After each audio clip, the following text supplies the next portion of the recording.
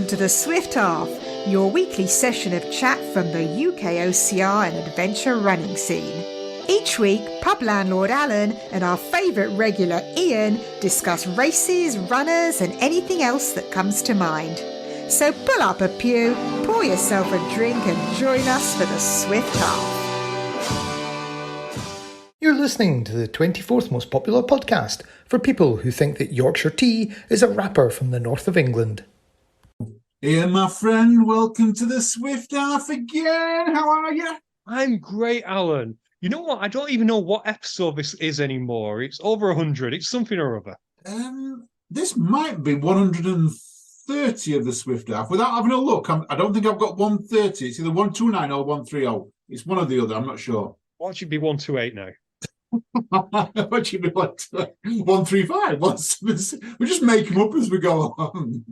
We really should have done that. We should have just given, particularly when we started, we should have given them random numbers. And then what we could have done, Alan, is people ask, well, where's episode 42? It's like, oh, you need to be a Patreon for that. We're pushing Patreon early today, are we? we're pushing Patreon. Why not? Actually, Alan, you know what? We won't do it now, but get the Patreon list up. We'll give them a shout out before the end of the show because it's been a while since we've done a Patreon shout out. So pull it up and we'll do it later. Yeah, I think that's a really good idea. I've got some news. I have got news. Okay, what's your news? I've signed up for another 100 miler. Signed up for another 100 miler. Yeah, well, because I failed at the last one, and I am going to call it a failure. People telling me I haven't failed. I got 50 miles in, but it's a failure to me. I wanted 100, didn't get it. So, literally, straight on the ball. The blisters have healed up. The feet are feeling good. What better to do? 100 miles. November the 3rd? I think November the 3rd, White Rose Ultra. I can imagine the weather is going to be perfect for 100 mile. No issues whatsoever with wet feet. No issues whatsoever. No whatsoever. I think there's going to be some big issues with everything, but I'm feeling good. If I'm honest, I know I've got the fitness in me. It's just looking after my feet, and that's really I think all I've got to do. I've got to look after my feet, make sure my feet stay dry. I'm going to try something called trench foot. I'm not going to get trench foot. Yeah, so I don't think I'm going to get trench foot.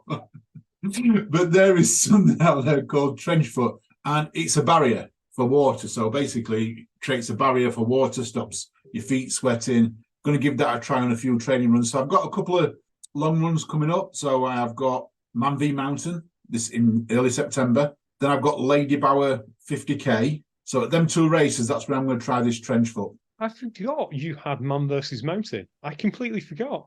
Yeah, 2 weeks away, 3 weeks away, something like that. Not long to go. Not long at all. But Alan, we have probably gone long in the show without saying, what are you drinking?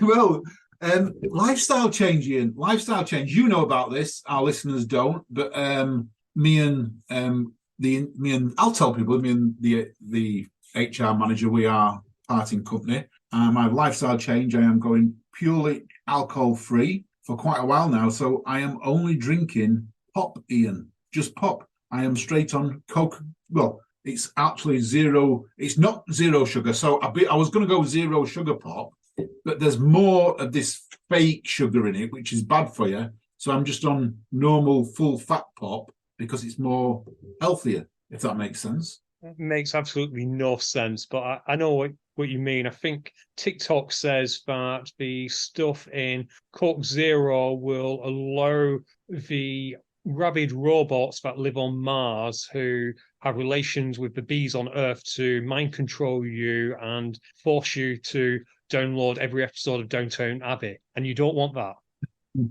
Exactly. So I'm on full fat. What are you on? I'm still on AF. I am on athletic. So I'm being athletic. I'm on Oktoberfest because it's August. So why wouldn't I drink Oktoberfest in August if no other reason than I think I bought them last October, but oh well. What flavour is that one? Because they're different flavours, aren't they? Yeah, this is beer flavoured. Just it's beer very flavour, much, just straight it's up very beer much beer flavour. flavour. It's hard to describe this one. It's Yeah, it's beer flavour. It just got that yeasty taste. It might be out of date. Yeah, it went out of date on the 26th of July, so only just out of date. It's fine. Still fine. It's about 3 months. I think you can drink anything that's out of date. So I'm told. You say that I've still got some of that sour beer in the fridge, and I will drink that eventually. That probably, I think that's lasted longer than their partnership with Tough Mudder. That's so bad. I'd be shocked if there's no Tough Mudder fan out there that's got a soul beer in the fridge somewhere or in your kit bricks. I'm sure I found one in my kit bricks when I emptied that other week. Yeah, they have become like that little trophy that you keep around and you just forget about. A bit like that receipt that you keep and you kept it for a special reason. Yeah. Just in case you need to return that shirt. Yeah. That shirt you've now had for 7 years and have thrown out since. But yeah, you still got the receipt hanging about. But Alan, I did have an idea for the listeners to get involved. Go on. What they're going to get involved with? Well, like we say, at the moment, unfortunately, for the purposes of the show, at least, you are alcohol-free. Yeah.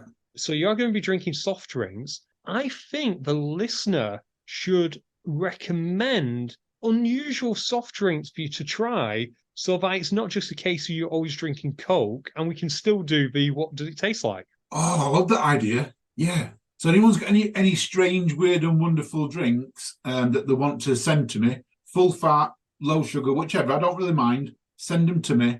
I will go out. Tell me where to get them from as well.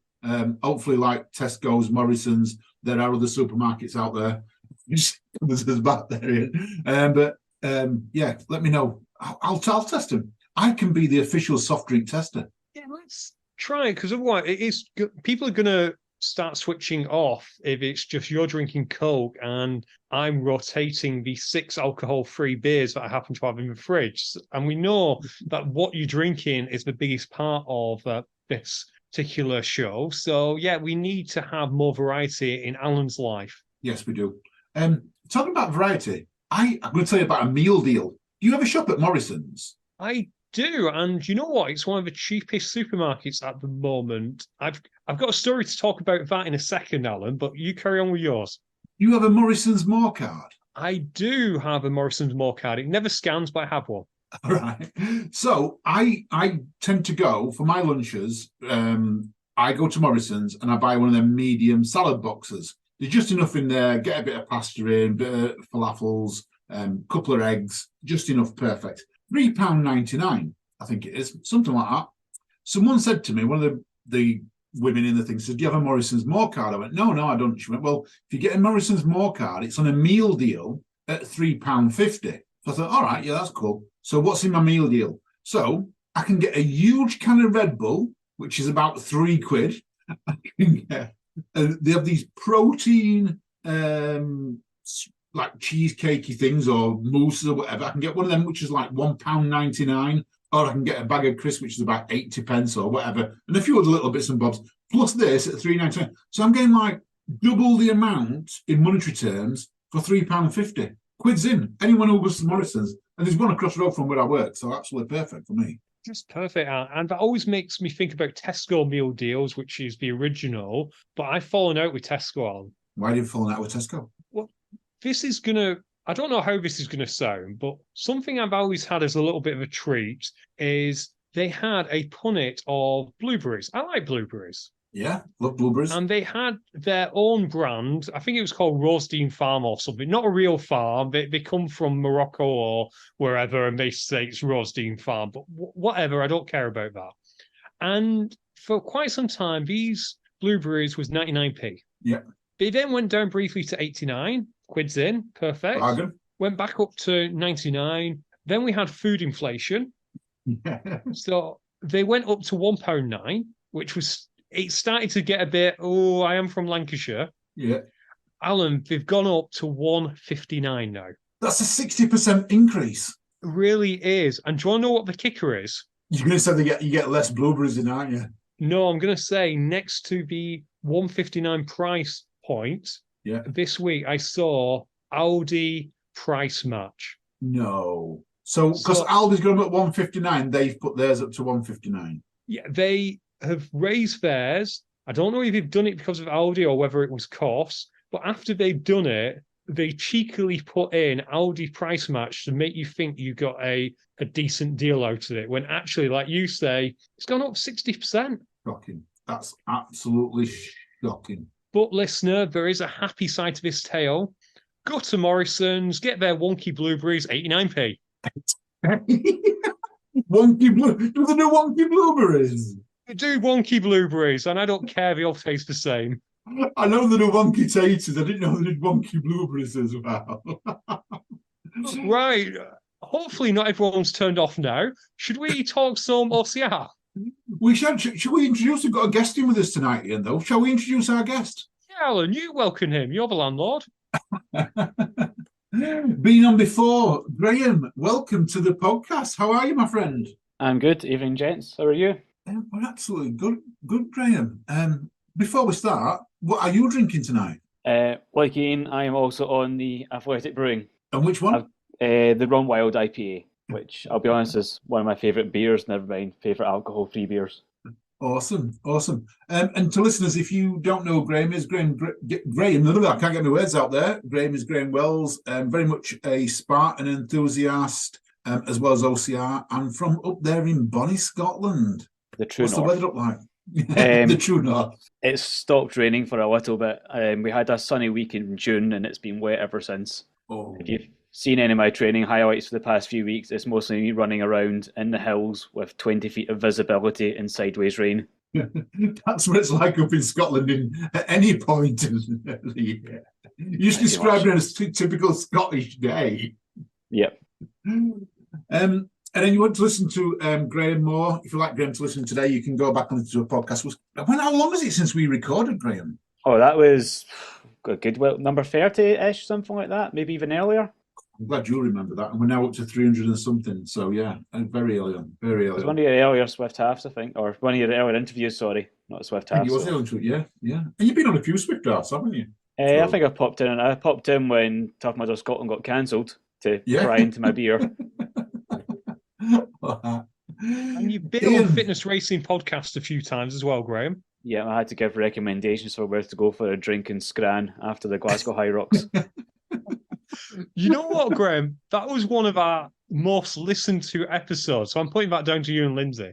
I'm there every down week. To the hype for Glasgow. I just can't wait for High Rocks to announce the next event. So you think they're coming back to Glasgow? They have to. Otherwise, we'll just riot. It's going to be another. What was it? Wallace, the Braveheart guy, is getting another one of those. So something like that. Actually, I heard a rumor, Alan. Got to tell us. I heard a rumor about High Rock Scotland. They are following Tough Mudder's approach, and it will officially be in Carlisle.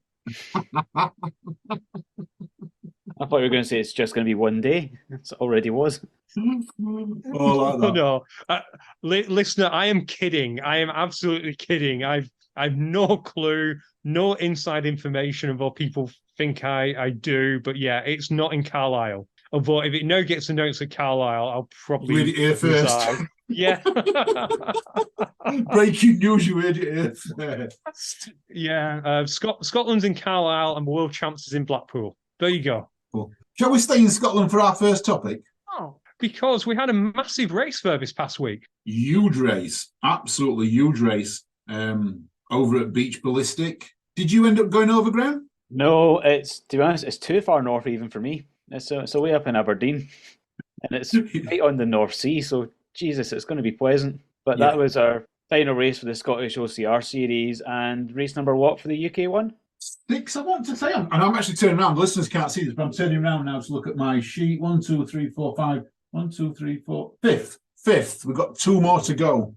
I've got Nuts and then the British champs. So 5 in the bag. So from what I hear, it was a good race in a lot of things. A couple of little things we're going to talk about, I guess, without going into too much detail, because the Who's Up team will talk about it. But I believe that Russell Walsh and Daniel Titcombe had a little bit of a mishap in getting lost or taking the wrong course. I hadn't heard of that. From what I'd heard, I hadn't heard of any issues this year with course marking or people getting lost, which I know we did last year, unfortunately. I'd heard there'd been improvements there, but I think there were still some, I guess, logistical issues, I think, with instructions and people in the 8K competitive race getting stuck behind 16K fun runners, Right. which I think messed up a couple of people's races. I just saw a few things that I think people are hoping to get sorted for next year. But by and large, I think quite a bit of the feedback has been positive. People enjoy the race and they enjoy the course.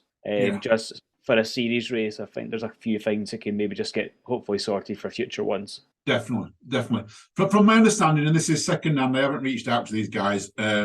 Russell finished slightly ahead of Daniel, and then at the finish line, they had a discussion and decided to swap places because I don't know the reason why, but they said it was a fair result that Dan Titcombe won it for the men, Russell second, and then third was Gavin. Okay, there's maybe a band thing because I think you quite bands to avoid penalties. Because looking at the results, Dan was 4 minutes ahead of Russell. But maybe the Who's Hot guys will have the proper full story. Yes, and that's why I'm not going to go into it because the Who's Hot guys will know all of this. In the ladies, this is for me. This was a bit of a shock. Not the person who won it, but who she beat in third place. So in the ladies, Karen McCrory won. We know how good Karen is. Sandy Powell second, but then Katie Stilwell in third. That's a great scalp for both Karen and Sandy to beat Katie, because we all know how well Katie has been running in the Scottish series and running in general. So big shout out to Karen and Sandy. Karen's getting stronger. Home field advantage, maybe? Sorry, Ian? I was saying home field advantage being in Scotland. Maybe, but I think Katie's taken, without going back through the results, I think she's had 3 wins over Karen this year, all in Scotland. So Katie's been going up to Scotland and doing the Scottish series, and I think she's had 3 wins over Karen so far this season. So to switch the books around, that's great. And you'd think Katie, being a golf course manager, she'd been training in the bunkers and running up and down the bunkers and getting the sand in between her feet. But no, great results there. Some amazing results. I did notice, if you scroll down through the results, and it's a different race, but the 16K fun run, the top time is a female, and she actually would have come second with that time in the competitive wave. Oh, wow. But, don't know how it was for bands, or maybe they were accusing skipping obstacles, but still, that's impressive. I still think there is a little bit of, and I think it's because we call them elites. I really do, and I've said this several times, that we banned the word elite around, and you've got so many good runners out there that they think, well, I'm not good enough to be an elite, when really it shouldn't say elite, it should just be these are competitive runners, because I reckon you'll get more people running in them competitive waves. It's when you ban the word around elite. I used to run competitive, but I've never said I were an elite runner. But I used to like to run first wave and things like that, and I've had good positions and that. But I think it's the terminology that we use. We need to relook at the terminology. Yeah, it looks like they've gone for fun running competitive at Beach Ballistic. Yeah, but you get that at Spartan. I'm not going to step up to elite because that's the best of the best. Yeah, you get it at High Rocks as well. Pro wave. People asking about how do you qualify for Pro wave? Well, you pay the money. or in my case, Ian says to me, give me some money because we're doing pro doubles. Forgot you signed up to that. I can't wait to see this. I'm going to be fine, actually, Graham. I've got it all sorted. Yeah, I'm doing everything until we get to lunges, and then I'm just going to sit back and watch just do the lunges. It's going to rest the whole course apart from lunges. This is the game plan. I was going to say, was it not the lunges that took both of you out last time? Yeah, that's why I'm going to give him all the rest to get to the lunges. Ian, you have one job. Because there's no way am I doing lunges. I am worried about the lunges. I'm not going to lie. Alan, what we might need to do is find a way where we do maybe 2 lunges apiece and quickly switch. Can you put your arms around each other? Yeah. So we put his arms around each other and we actually do the lunges in pairs. I think we've got more chance of completing them that way. Potentially. Or we could do what was he called? I want to say either Kent or Bracken, who basically just had the sandbag balance and was using his arms to push his legs down to kind of help him. Well, that's what I actually did, several of them. So I actually had it on one hand and I was using one hand so I was holding the sandbag with one hand and I was using the other hand to push down on my legs to stand up. It's the touching the knee on the floor. That's the hardest point for me. And it is a long way down for you as well, because you are a tall fella. Yeah. But that's more to come in January. Is it January? I've no clue. I've lost all sense of time, dimension. Time's a construct. Yeah, I don't know what it is. I don't know what it is. Right. What's the next on our list? Beach. I've got anything else? Beach ballistic. Bit more. Yeah, we had something that made the papers where there was an unfortunate incident. Yeah, I saw this on the landslide. I believe it was. I believe it was a slide. I think the paper said they went flying off the slide. The phrase I was told by someone else was they got a bit winded. But I think due to the location of where the slide was, it took something like 20 people to get the guy or get the injured people rescued, and took up a lot of time. But so I wasn't there, so I can't say for certain. Do we think that might have been because we know the slide they put him on a dune? Do you think that might have been because they maybe put him on a backboard and brought him up the dune because it was, Probably. I think it'd be tricky terrain. Yeah. I mean, we are speculating here. Let's get this right. We are speculating. We are. I'd probably compare it, based on what I've heard, to what you had with Rob that time, whereby he was hurt and you had to get the air ambulance out, not because he was seriously hurt, but just because of where he was in the world. And I think this is very similar if what we hear here is correct, and we haven't had any reports of serious injuries, no hospital report or anything like that. And I always have a hard time with newspapers when they report stuff like this, because these are the same people who say when a ride at Alton Towers has a little bit of a breakdown and does what it's meant to do, which is stop, it's terror at 200 feet.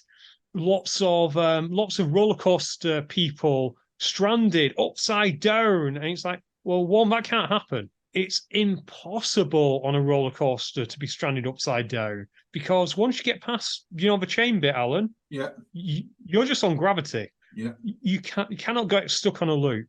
But so I have a hard time when you read about things like this in the paper, and I hope it doesn't impact Norman and the race. Yeah. The race was good. It does seem a bit. When I read the news article, it did seem a little bit. What's the word when they expand to make it clickbait? Just basic clickbait. It did look a bit clickbaity. So it did indeed. And as we discussed last week, thankfully TM has avoided that thus far with what happened to Gloop, and long may that continue. Yeah. And I hope the people who did get the injuries, I hope you're all fine and I hope you're all recovered. And if you want to reach out and speak to us, admin@ukocr.com, reach out, let us know. We'll happily speak to you. And if we've got something wrong, we will put it straight. I'm doing legal thing there. That was your legal thing there, weren't it? I'm jumping in with it here, and I'm good at this now. My work here is done. I doubt it.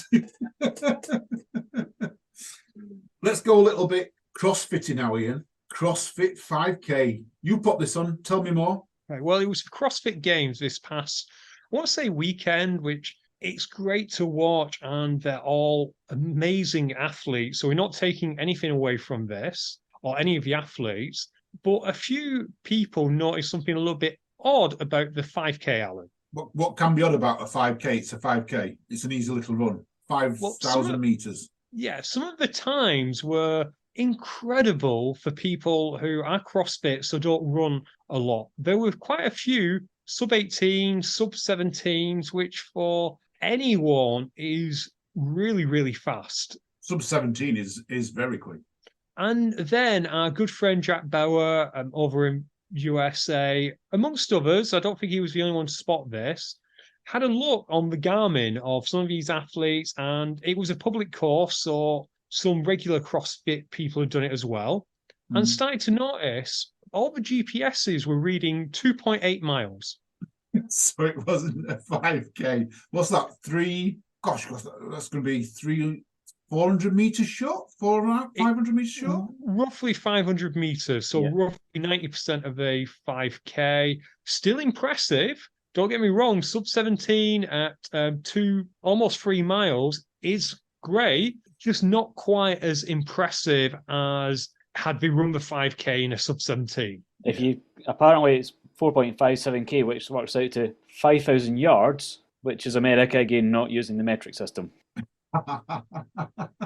So, I think it wouldn't have been such a big issue, but apparently in the broadcast they stated that the course had been measured on 3 separate occasions to ensure its accuracy. Who In America, they do use meter, not miles, don't they? Because I watch like a few Vietnam films and things like that, and they say, "Oh yeah, it's one click," and I always think 1 click is 1 kilometer. Am I right in thinking that? No, they do tend to use imperial, but for 5Ks and 10Ks, they will use the metric system. But for most other things, it is the imperial system. So as Graham pointed out, it was likely 5,000 yards, but the advertising definitely gave the impression, and I think that's the strange thing about this is, as Graham said, they kept talking about how they'd measured it.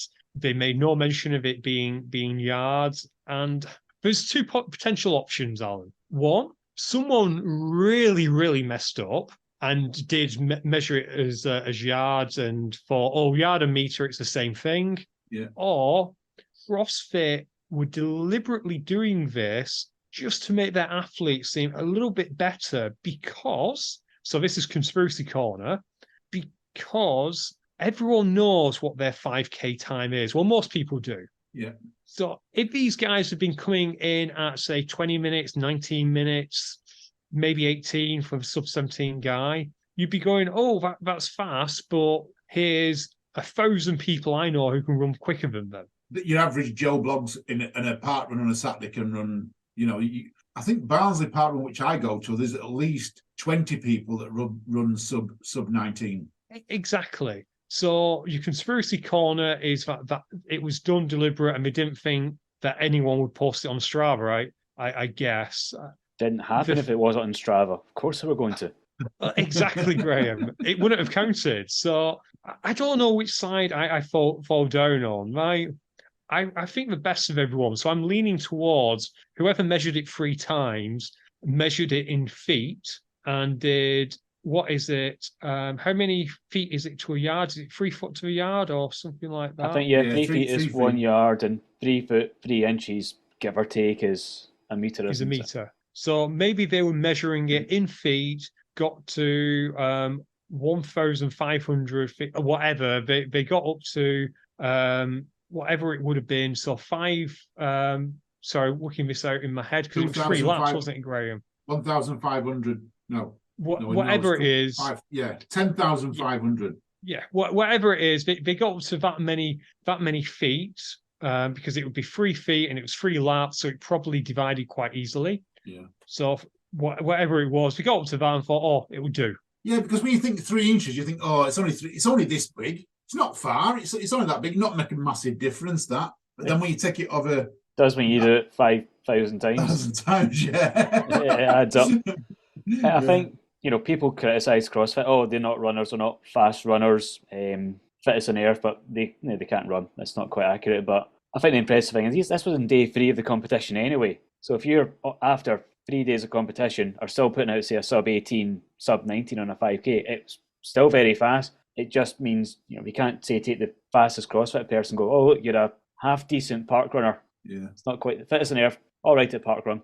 So, Alan, yeah, I've got a solution. I'm going to enter the CrossFit Open next year, but for any lifting, I'm going to lift pounds, but claim it's kilograms. Ian, do you know the bad thing? You still wouldn't do very well. Probably true. I think I saw them snatch my PB on a deadlift. But very strong.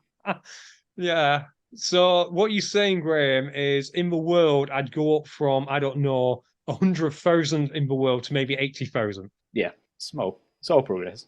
Progress. But, cracking. There were some other stories about CrossFit Games. Graham, I think you had something about one of the guys who did the not 5K. All weekend, I think for most of the men's event, Roman Krenikov was in the leads, and until basically I think the last day, where it turned out he'd either broken his ankle or his foot. So in the second last workout, which involved doing double unders, skipping where the rope goes twice under per skip, he did it on one leg. Oh wow. That is impressive. I mean, he came in dead last, but I think he said afterwards he wanted to show his son how to fight to the end effectively and never give up. Because he's a Russian athlete who, despite for about 6 years qualifying for the games, couldn't get to the US to compete because he couldn't get a visa. finally got there last year. This year was looking like he was probably going to win it, or it was, if not, he would have been very close. But even with that injury, he still came third overall. It's unbelievably impressive. Very impressive. Very impressive. That, I mean, doing double unders is tough anyway. You know, I think I've done 2 and I've practiced for ages of doing them. I think I've managed only ever to do 2. To do it one leg and do what did they have to do, about 50, is it? It was 30, but I think it was, I can't remember exactly the workout, but it was you had to go across parallel bars, do 30 double unders, pull a sled across, then the bars and the double unders and sled again, something like that. So it was more than once. Wow. And it was impressive to see all the crowd were cheering, and all the other athletes, you know, including the guy who's in first place. He's standing cheering him on to complete it and keep going. It does show that, you know, they might be competing, but they're all out for each other as well. Absolutely crazy. Ian, have we got any more on CrossFit? Because I've seen you've put an absolutely perfect 5K on the notes, and I'm loving this. Can we just announce the winners of CrossFit Games? Oh, yeah, of course you can. Yeah, of course we can. So the fittest man in the world by winning CrossFit Games, though he could still be beaten at a park run apparently, was Jeffrey Adler. Well done, Jeffrey. I don't know him personally, but well done. He's from Canada, and we've got lots of friends up in Canada. And the fittest lady in the world is Laura Horvath. And I'm not sure where she is from. I don't recognise. Yes, that's the flag. And probably good to do a shout out to the Laura Horvath that CrossFit accidentally tagged on the congratulations post. They tagged along Laura, and some woman probably got 20,000 messages congratulating her on being the fittest woman on earth. That's a cracker, that. Our good friend Gavin Hogarth is probably lucky that she didn't have a name beginning with G or something. Yeah. He might have ended up with a Lord. Oh dear. Oh, it happens like that sometimes. But yeah, Alan, there's another 5K that I posted. Yeah, so, and this happens on 7th and 8th of October, so I'm actually calculating it now because I am going to be teetotal for 3 months, so we're in August, so that's August to September. Oh, I'm still going to be teetotal, so I might only be teetotal for 2 months, but there is the legless 5K beer challenge at Bowden Rugby Club. Wooden Rugby Club in Altrincham. And you know what, Alan? I don't care if this 5K is measured accurately. All we need to measure out correctly is the beer, the wine, and the spirits. But this is... So let's tell our listeners what this is. So you're going to run or walk 5K in some beautiful leafy suburbs. But after each kilometre, they're going to have a selection of beer, Prosecco, or gin located through the run. Have you seen what it says underneath that little bit, though? Yeah? You decide how much you want to drink at each kilometre. Oh, dear. This isn't going to go well. This is going to get seriously messy. You know, if you're in... I can't believe they're actually saying you can drink as much as you like. This could get real messy. If you decided you can have a beer, a Prosecco, and a gin at each one, so that's 5 beers, 5 Proseccos, and 5 gins at the end of the race. When you come to that finish line, you're not even going to know whether you've crossed that finish line. It's going to be that close, and you're going to even know whether you're going to have crossed it or not. No, and Alan, it's only £35 a runner. It's a bargain. I've paid more than a night out round Barnsley. This is, this could be amazing. And then he says something about you can test your fitness with an inflatable and non-inflatable obstacle course with a log fall, a tyre run, a walk the line, a shocking crawler. So if you've had this much to drink and this is at the finish, this is amazing. This is absolutely the best ever event I've heard of. It is. Unfortunately for me, it actually clashes. Would you believe I have a 10K in Rochdale on the Sunday? So I can't do the Saturday because then I won't make my 10K on the Sunday. I wouldn't make a 10K the following Sunday, you mind this one. Oh dear. This is crazy. It does look fun though. And it does. I wish them every success because if you get success, you might do it again because it's only up the road from me. It's absolutely crazy. If anyone's interested, it is the number 5 and then kbeerchallenge.co.uk. So if you're interested, it's 5kbeerchallenge.co.uk. See, Graham's already writing it down. Yeah, checking. Graham's actually signing up right now. I can see a massive influx of the Scottish coming down now to do We'll this. travel for Free this. beer. Yeah. We might moan about coming south for most races, but we'll travel for beer. Yeah. Oh, it looks absolutely amazing. I can't wait for it. So anyone's going, hit me up. I want to know about it if you're going to go. I might even nip down myself. We'll have to wait and see. Thanks for that, Ian. That has been my day. Let's go Tough Mudder stroke Spartan Southwest, because Graham, you'll be down at, I'm going to assume that you'll be down at Spartan Southwest. I'm down for Tough Murder and Spartan this weekend. So you're doing the double header? Oh yeah. If you're going to travel, I'm going to get as much out the weekend as I can. Lovely. So I do run Tough Mudders. Just how long a drive is it for you? It's a good while. So I'm also having to travel to Oxford for a family birthday. I'm going to do over 800 miles this weekend. Oh my God! And the good thing is, I just got a new car and it's an EV, so I'm going to have to charge the thing every hour.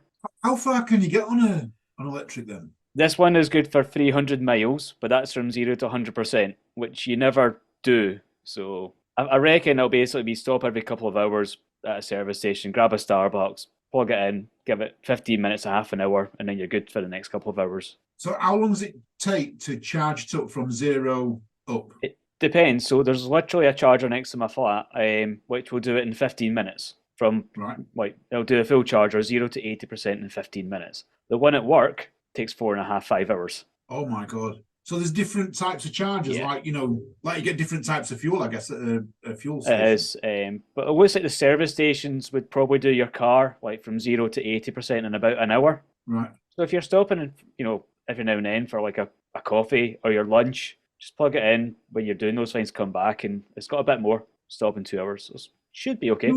Do you pay for it? Because I'm interested in this. Do you pay for it when you stop at the stations? Yes, you get charged per watt that you use. Right. And how much, do you know? It depends. Some are like, say, 50 pence per kilowatt, others are 80 pence per kilowatt. If you're doing the 80 pence ones, it's probably double the price of diesel per mile. Oh, wow. Gosh, I didn't realise it was that expensive to drive. I assumed that it was going to be cheaper. It was supposed to be cheaper. I expected it to be cheaper than petrol and diesel. If you charge at home, it's much cheaper. But if you charge at a private or a fast charger, it does tend to work out more expensive. Can you not get, like, for my phone, I've got a charging block. Can you not just carry a charging block with you and just... In a trailer?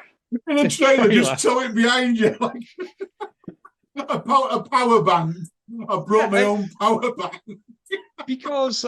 You see, this is where this whole thing falls down. I am all for saving the planet, but I can't imagine a world which forces me every 2 hours when I'm driving to pull off at a service station, hope that there's a charger free, and charge it up. Who is running the electric vehicle PR? Is it Motor? Someone's running it. Yeah. Oh, Welcome Break, Motor, and the other service station. They've all banded together and say, this is what we'll do, lads. We need to sell more coffees at £5.60 a cup. Let's turn everyone to electric, and we can all have to stop every 2 hours. Yeah. That's the thing. If I had charge at the one next to me, it's got a Starbucks. So I'm like, plug in, go, grab a coffee. By the time you come back with your coffee, ready to go. It'll be fun. It'll be an experiment. You're not only having to then charge it up and pay for it, but you're having to buy a coffee as well. Starbucks have sorted. I don't have to buy a coffee, but I'll never pass the chance to have coffee. Does it? I mean, it probably does, but does it? If you charge your phone on it, does it wear the battery out faster, and does it? Things like that. I think charging your phone off it won't make much difference, but this is one thing I'm doing for this weekend. So my car comes with an adapter which you can plug into the charging port, and it has a wee 3-pin connector. So I'm bringing an espresso machine down for camping.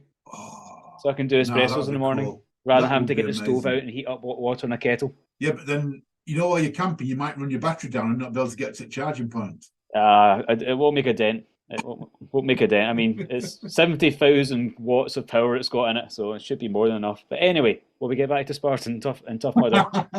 Let's go back to us, yeah. Sure, I'm enjoying this. I was, yeah. I was too.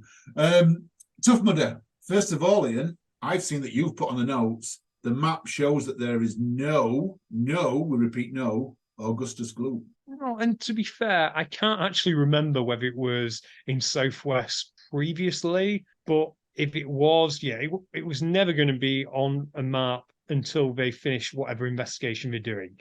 Just consider it retired until future notice. Yeah, I don't Speculation. think we'll see that this year anymore. No. Yeah, complete speculation on my part. But what there is a bunch of obstacles that I'm not completely sure. Well, I do know what they are, but there are quite a few which are new, if that makes sense, or kind of new. I'm just trying to pull up the map because we didn't share it, Alan, for a change. This must be the first time that we've never shared a map. Yeah, we never shared the map, and I think it's because it was released so quickly for a change. Let me see if I can find it. Second, found it, Alan. Oh no, I haven't. That's Yorkshire's map. I've got it. I've got it up as well. Overlaid next to the Spartan one. If you check our Facebook page, Ian, it's on there from about 3 days ago. Yeah, that's exactly where I got it from as well, Graham. So we'll go through the ones that we don't know. Human gecko. I don't know human gecko. Human gecko is another word for where you put the planks on your feet. Oh, aye, we had that at Scotland. I don't think it was called that then. No, that don't. Did that just call that walk this way? Yeah. It's called walk this way or plank or something. But yeah, I'm fairly sure that human gecko is in fact that. Yeah. Let's go through them. So aero walls, birth canal, just the tip, human gecko, crybaby, Texas Hold'em, electric eel, block ness, skid marked, mud mile, hero carry, walk this way. So we've got walk this way is on there at number 12. Maybe human gecko then is similar, but you're using your hands as well. Right.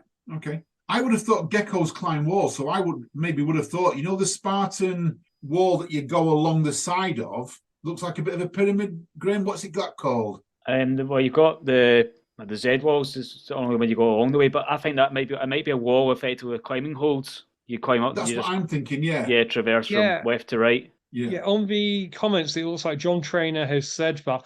I wonder, could be the Z wall. Oh, this is the thing where we'll come down to the other ones. You've got not long after human gecko, you've got skid marked, which is better known as overhanging wall in the Spartan world.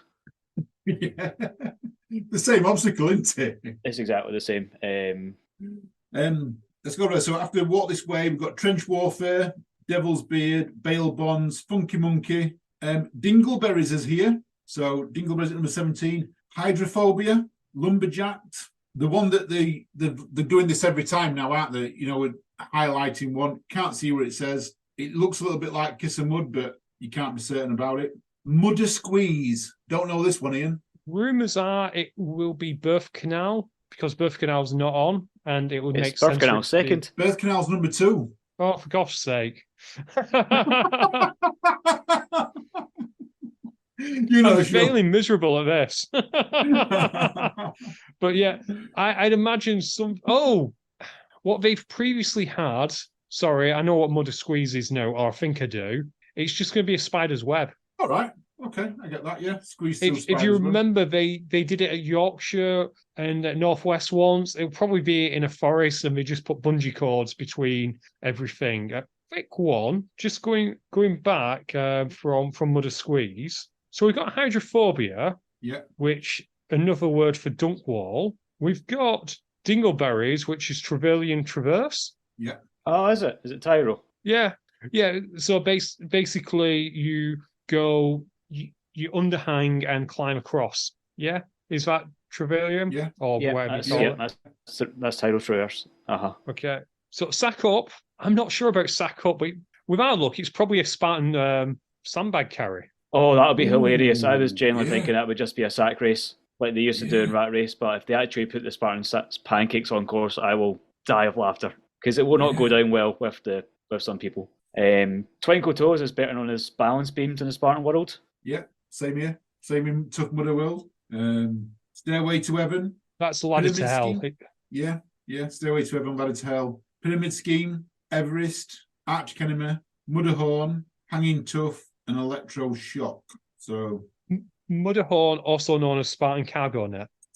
I like that. Do they give Spartans a step up? They've got to give Spartans a step up because they're not as. So the A-frame at Spartan is different. It's about half the size of Mudderhorn. It doesn't have the wall at the bottom. But I would be interested if they maybe just, well, why stick up a separate A-frame where you can just use Mudderhorn and stick some Spartan banners on it? It's one of the few things where it would make sense to have that sort of crossover. Do. Yeah, I think that's what we're doing, isn't it? Looking at the map, however, have you seen what we've put next to Dingleberry's number 17? I didn't, but let me have a look. Oh, it's got a WTM logo. It has the WTM logo, and what that probably means is Dingleberry's or Tyrrellian Traverse, however you say, at WTM had little boys halfway down it. So as you're going down, you had to traverse them as well. Oh, well, they did say, Giles did tell us that he was fetching WTM obstacles to the UK, didn't he? He did. And just looking at the map and looking at where number 20 is located, Alan, yeah, it's on that stretch back. And I think you could have a penalty loop just next to a water station. It's got to be spear throw. So we're saying number 20 could be spear throw? No, I'm not saying that for 1 minute. It's not spear throw. It's kiss of mud or cage crawl. Yeah, I think it's going to be kiss of mud because there is no cage crawl on here and there's no kiss of mud, is there? So no, I don't know. You normally go to Spartan down here, Graham. What do they normally have on that straight? So this is the first time Spartan have been to the badminton venue. Right. This is brand new for Spartan. Oh, right. I thought they'd been here before. No. So it's a well-established Tough Mudder one, but it's brand new for Spartan this year. But if we overlay the Spartan map, it's pretty much identical for the most part, between the 5K. So there's a good bit extra running on it. And whilst they haven't listed the Spartan obstacles, you know fine well, as we said, hero walls as walls, skid mark overhanging wall.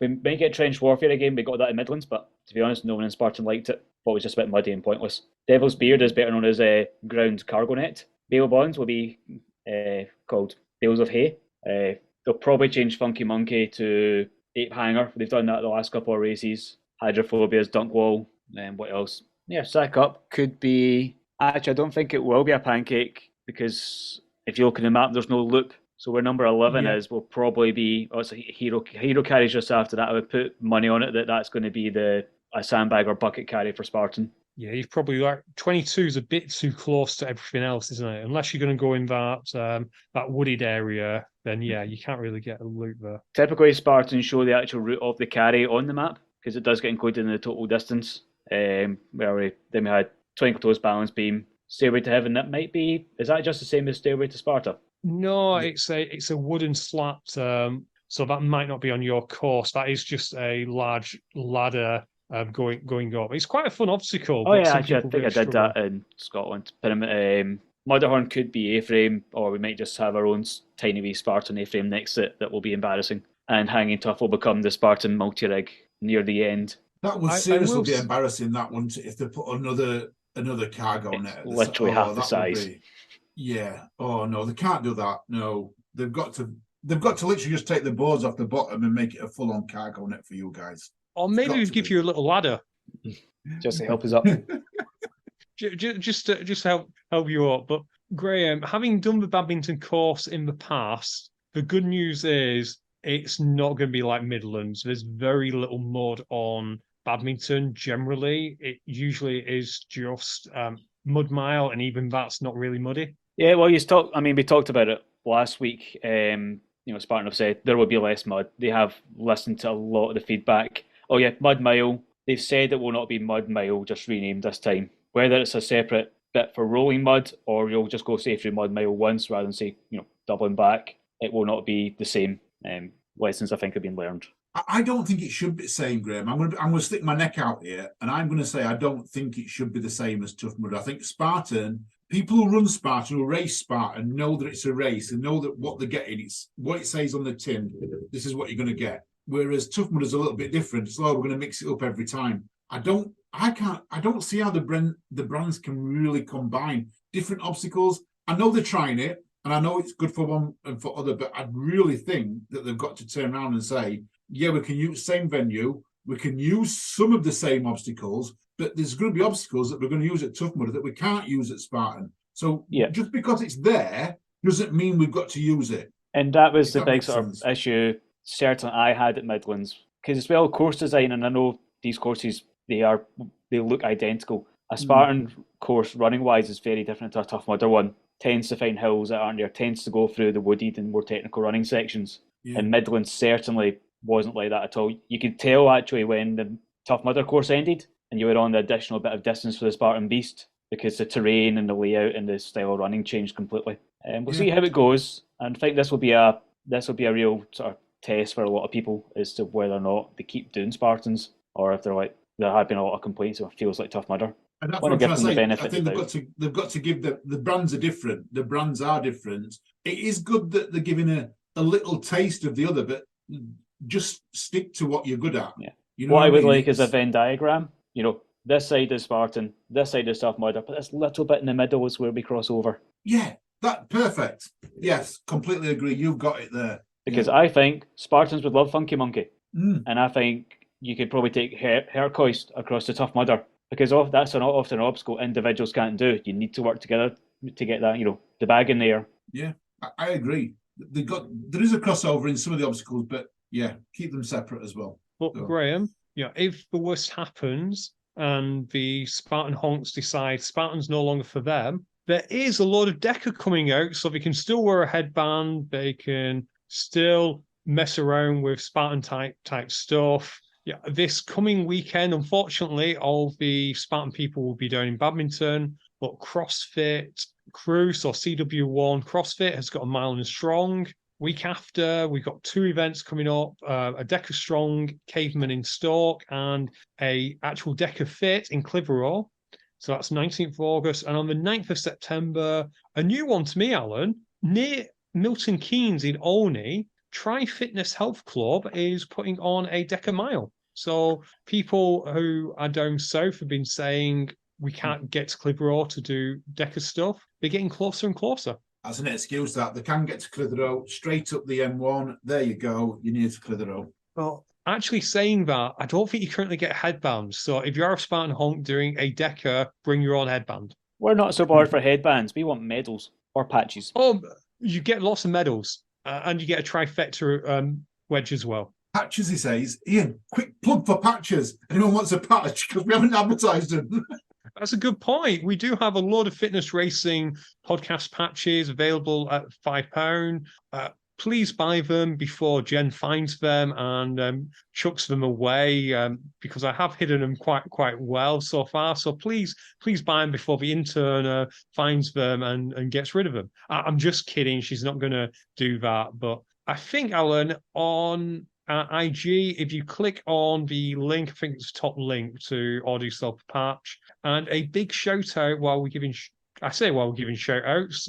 We've not given shout outs yet, but we will in a second. But shout out to Charlotte Malone, our good friend, who helped us out with a little bit of a postage on that. She didn't have to do that, but she donated some postage, which was lovely. Oh, thank you, Charlotte. Superstar.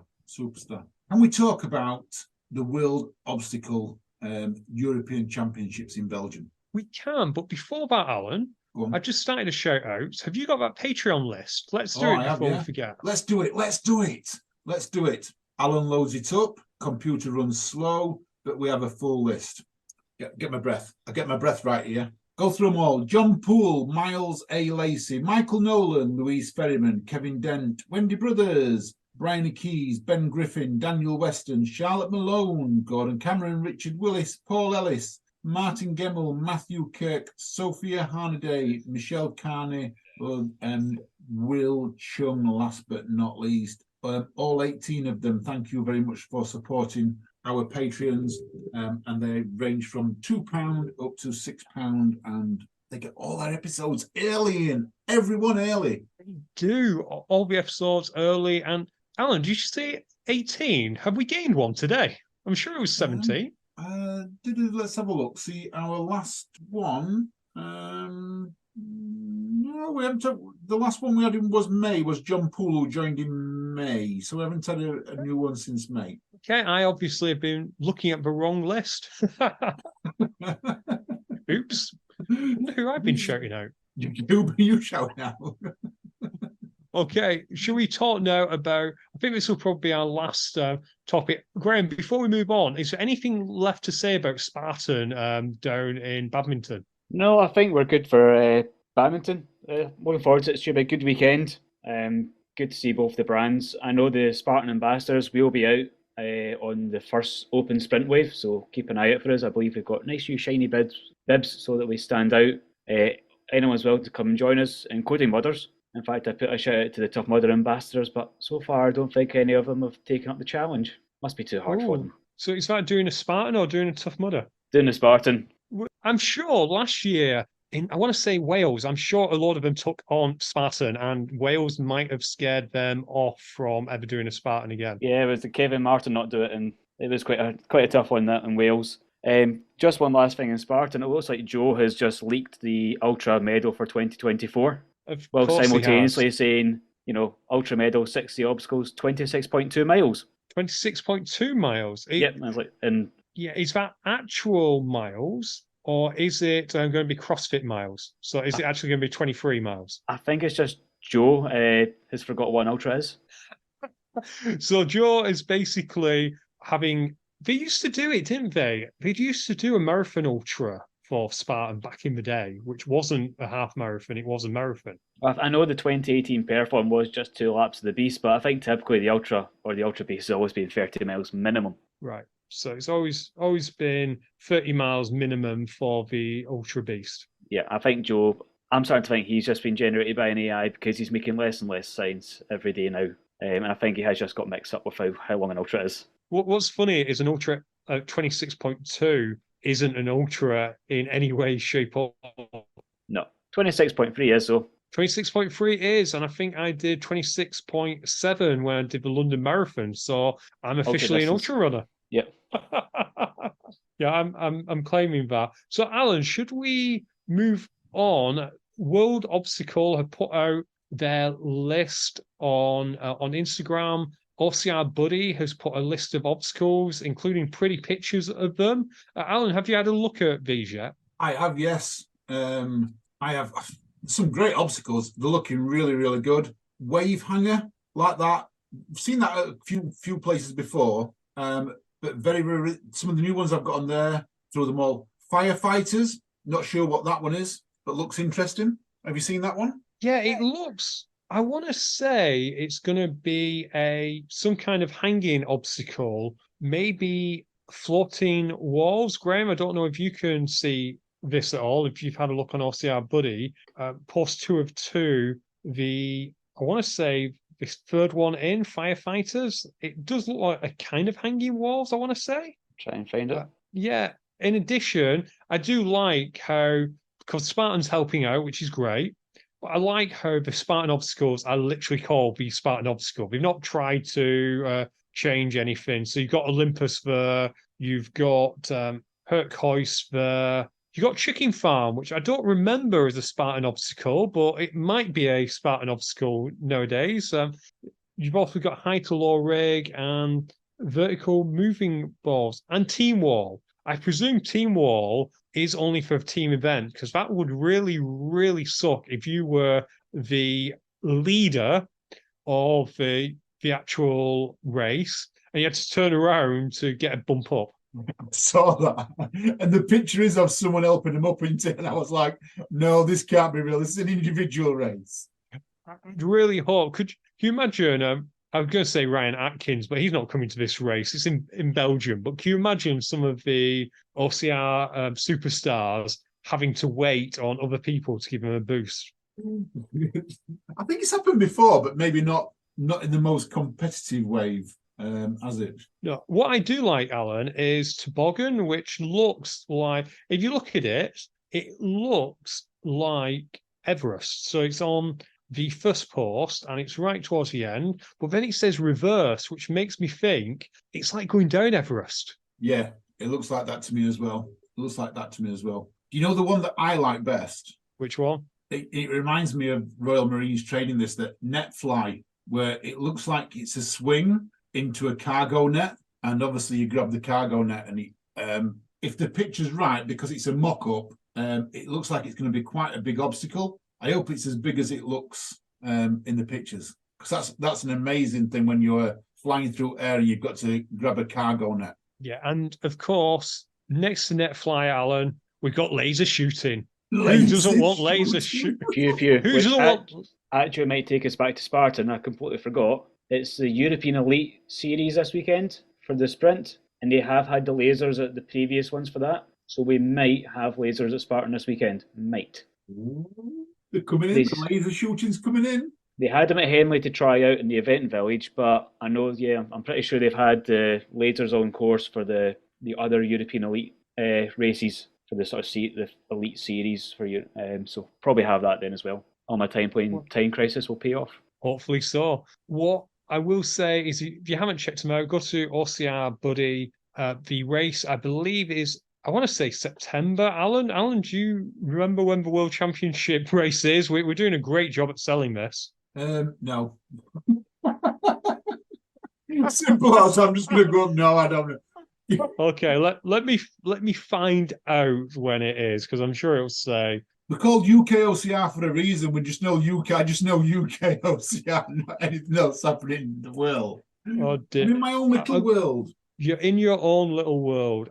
I'm fairly sure our good friend Katie Joyce told me September 14th, 15th, and 16th is when we're going to Belgium. Well, we're not, but when people are going to Belgium to take on World Obstacles race. Alan, speaking of Katie Joyce, she gave us some great news about, because we know she does a lot of work with the youngsters. Yeah, you've heard this about nuclear, haven't you? I told you. Yes, I mean this is absolutely. I mean, what an amazing thing for nuclear to be doing this. They have moved next year, so we're talking next year, May 12th and 13th. Their event clashes with Spartan, and Spartan Kids Race, Junior Race, is going to be on the Sunday, which is the same day that nuclear normally have their race on at the Challenge Cup for juniors. So they're moving their junior race to the Saturday, the 12th, so that the juniors can compete at nuclear on Saturday and then go to Spartan on Sunday. That's amazing. That is absolutely amazing. Let's move an event to help another event. It's great. And wait, there's more. I think they call their juniors the Rookie Pro Wave. Yeah. They get a medal too, just like the Challenge Cup. And that's amazing.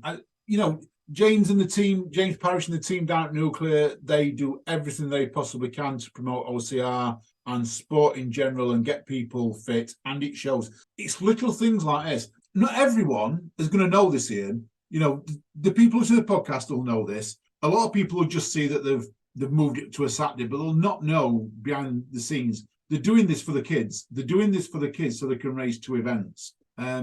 It's amazing. It really is amazing. Well done, James, team down there, Sam, everybody. I take my hat off to you. Big well done. No, and also big shout out to everyone involved in juniors in UKOCR. We've not shouted out the juniors for a while. We probably do need maybe grab someone on, Alan, because I imagine that we'll have a championship going ahead quite soon. I want to say it's in October. I think it is as well. Yeah, I think it is. You're quite right. I think it is in October, the same time as the British Champs. Not the same time, but close to the British Champs. I want to say, I think it's not quite Halloween weekend. I think it's the weekend before. So I think it's being hosted by Endeavour again. Swanbourne Endeavour, yeah, that's right. Yeah. So if you haven't already, check that out. And Graham, is there anything left that you haven't covered that you wanted to cover today? No, I think that's pretty much everything from me.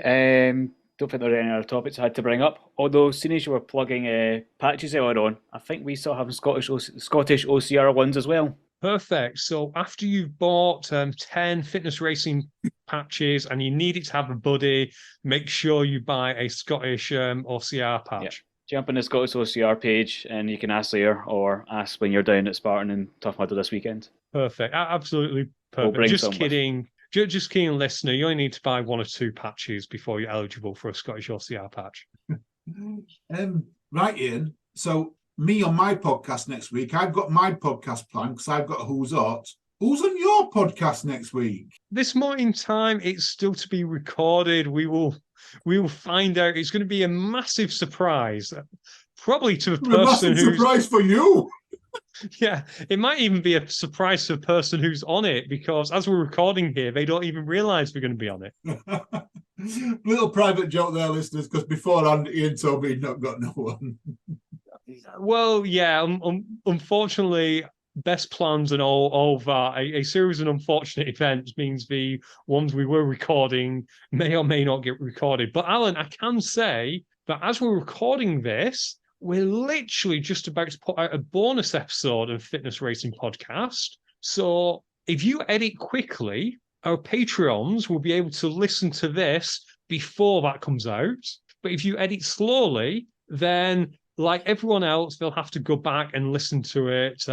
Well, because it will already be out by then. Unless I've given it to our patrons early. Oh yeah, I forget about that. Oh yeah, patrons have already listened to it. Well, patrons, listen again. Listen again. Why not? So, Alan, I'm going to say on that, best of luck. You mentioned earlier that think things are changing, so you're going to be presumably moving soon. So, best of luck with the move, Alan. I'm sure on behalf of all the listeners, all the regulars, we wish you all the best on that. But for tonight, I'm going to say it's goodbye from me. Goodbye from me. And thank you, everyone, for listening. And yeah, everything's going to go well in the move. I'm pretty certain I'm going to well in the move. By the time you listen to this, I might have been moving, and it's almost finished. But thank you for that, Ian. Thank you for listening. You take care. You stay safe. Speak soon. Bye.